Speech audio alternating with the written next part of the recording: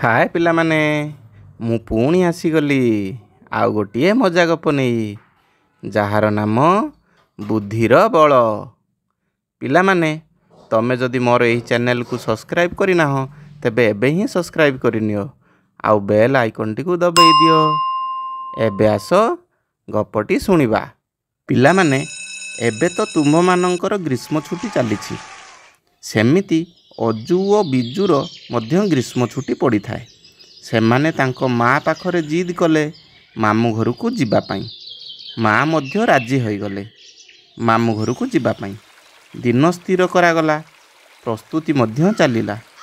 ଅଜୁ, ବିଜୁ ଓ ତାଙ୍କ ମା ତିନି ଜଣ ନିଜ ଗ୍ରାମ ଚନ୍ଦନପୁରରୁ ମାମୁଁ ଘର ଗ୍ରାମ ନନ୍ଦୀପୁରକୁ ବାହାରିଲେ। ସୂର୍ଯ୍ୟ ଧୀରେ ଧୀରେ ମୁଣ୍ଡ ଉପରକୁ ଚଢ଼ୁଥାଏ। ଏପଟେ ତିନି ଜଣଙ୍କର ପାଦର ବେଗ ବଢ଼ୁଥାଏ। ମଝିରେ ମଝିରେ ଗଛ ଛାଇ ଦେଖି ଟିକିଏ ଟିକିଏ ବିଶ୍ରାମ ନେଉଥାନ୍ତି, ପାଣି ପିଉଥାନ୍ତି, ସାଥିରେ ଯାହା ନେଇଥାନ୍ତି କିଛି କିଛି ଖାଉଥାନ୍ତି। ସେହିପରି ଆଗକୁ ଆଗକୁ ମାଡ଼ି ଚାଲିଥାନ୍ତି। ଏବେ ଦିନ ଦ୍ୱିପ୍ରହର ହୋଇଗଲା। ଠିକ୍ ଏହି ସମୟରେ ଜଙ୍ଗଲ ରାସ୍ତା ଆରମ୍ଭ ହୋଇଗଲା।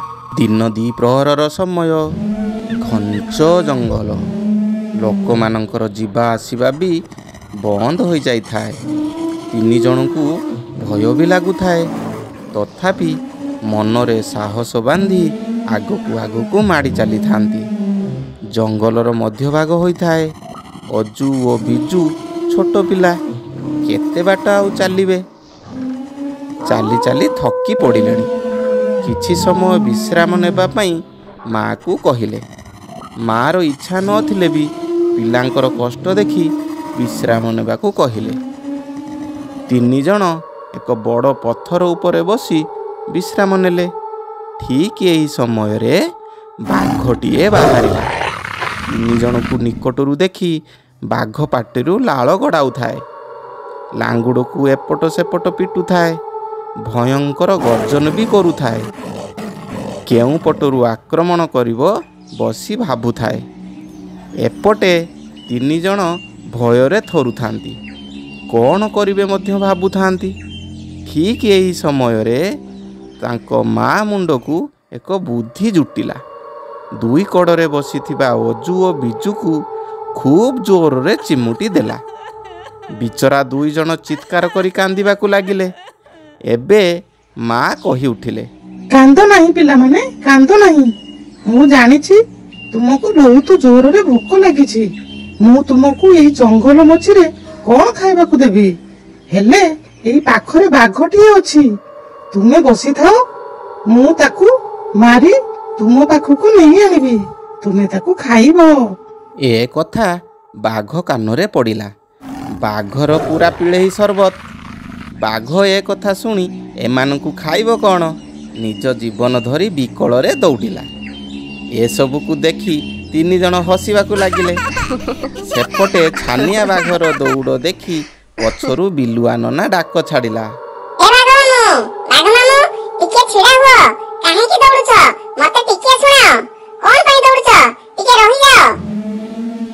ନିଜ ଜୀବନ ବଞ୍ଚେଇବାକୁ ଚାହୁଁଛୁ ଯଦି ମୋ ସାଙ୍ଗରେ ଦୌଡୁ, ନହେଲେ ମରିବୁ। ଶୁଣୁ ଭଣଜା, କ'ଣ କହିବି? ଏଇ ଜଙ୍ଗଲରେ ତିନି ଜଣ ମଣିଷ ଦେଖିଲି। ଆରେ ଯେମିତି ସେମିତି ମଣିଷ ନୁହନ୍ତି ରେ, ବାଘଖିଆ ମଣିଷ। ମତେ ଖାଇବାକୁ ବାହାରିଥିଲେ, ହେଲେ ବହୁତ କଷ୍ଟରେ ମୋ ଜୀବନ ଧରି ମୁଁ ଦୌଡ଼ିଛି। ଏଇ କଥା? ତମେ କେଡ଼େ ଡରୁଆ ବାଘ ମାମୁଁ। ମଣିଷ କଥାରେ ଡରି ତୁମେ ଦୌଡୁଛ? ଜଙ୍ଗଲର ରାଜା ହୋଇ ଡରୁଛ? ଚାଲ ତାଙ୍କ ପାଖକୁ ଯିବା ଆଉ ତାଙ୍କୁ ଖାଇବା। ନା ବାବା ନା, ମୁଁ ଆଉ ସେଠାକୁ ଯିବି ନାହିଁ। ବାଘ ମାମୁଁ, ମୋ ଉପରେ ବିଶ୍ୱାସ ରଖ। ମୁଁ ତୁମର କିଛି କ୍ଷତି ହେବାକୁ ଦେବି ନାହିଁ। ମୋ ସହିତ ଆସ। ସେଇଠୁ ବାଘ କହିଲା, ତୁ ତ ଭାରି ଚତୁର, ତୋ କଥାରେ ମୋର ବିଶ୍ୱାସ ନାହିଁ। ମୋତେ ଯଦି ତୁ ତାଙ୍କ ପାଖରେ ଛାଡ଼ି ପଳେଇ ଆସୁ ତେବେ ମୋ ଜୀବନ ତ ଗଲା।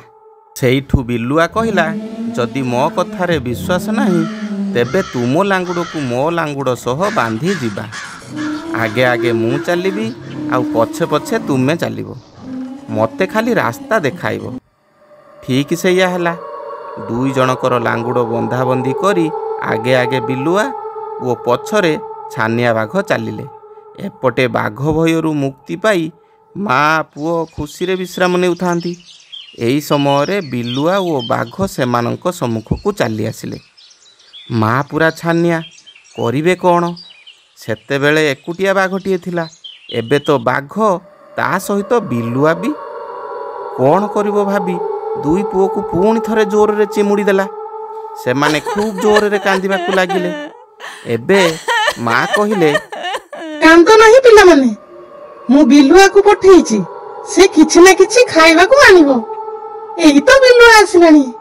ଆଚ୍ଛା ବିଲୁଆ, ମୋର ଦୁଇଟି ପୁଅ। ତୁମକୁ କହିଥିଲି ଦୁଇଟି ବାଘ ଆଣିବାକୁ, ତୁମେ ମାତ୍ର ଗୋଟିଏ ବାଘ ଆଣିଛ। ହଉ, ବାଣ୍ଟିକି ଖାଇଦେବେ ଆଉ।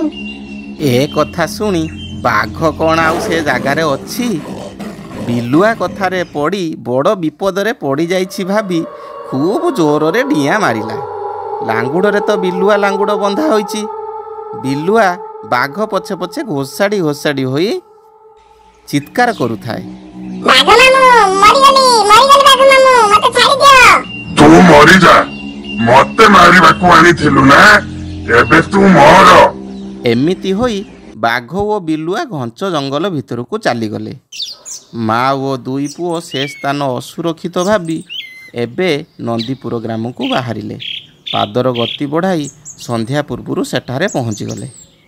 ଦେଖିଲ ତ ପିଲାମାନେ, ମାଆର ଉପସ୍ଥିତ ବୁଦ୍ଧି ଯୋଗୁଁ ଦୁଇ ପିଲାର ଜୀବନ ସହିତ ନିଜ ଜୀବନ ବି ବଞ୍ଚାଇଲା।